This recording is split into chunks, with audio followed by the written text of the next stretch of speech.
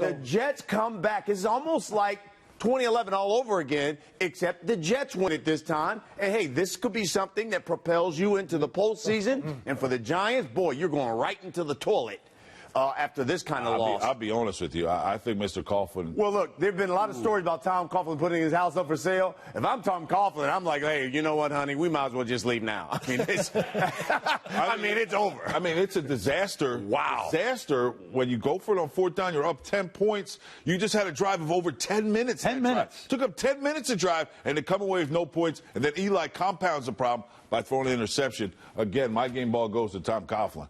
Yeah, they're gonna really catch it for this one. That's a strategic error. I'm just shocked that he did it when he did it. I was very surprised that. But then the Jets, after the 10-minute drive, but then they bounced back, and I thought Ryan Fitzpatrick really showed some courage and hung in, and he threw the ball to the right two guys. That's for sure. Decker and Marshall. Absolutely. Huge catch. Fourth and 6. Huge. Fourth and 6. He ran. He got it with his scramble. Absolutely. So Ryan Fitzpatrick, again, another week, no turnovers. And doing, especially after he got beat up like he did. He got beat up really bad. Every single time he took 3 steps, he was on the early in here. What does this say about this team, though? Listen. The Giants obviously gifted them a football game. But let me ask you this: what does this say about the Jets, though, to take those gifts and then turn them into plays? I remember early in the season you kept saying situational football. The Jets are not executing. They executed this time. They started off the game, I thought, really well. I thought they played well. They were getting the ball moving,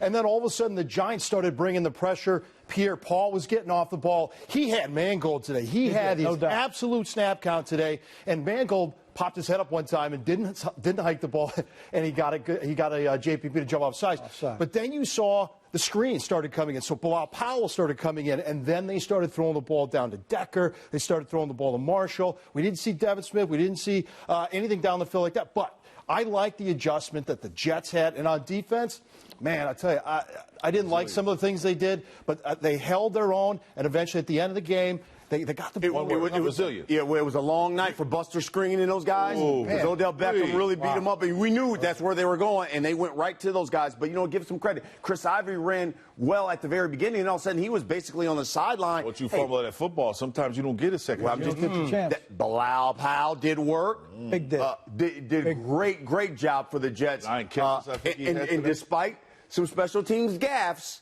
the Jets pull away, and they get the victory.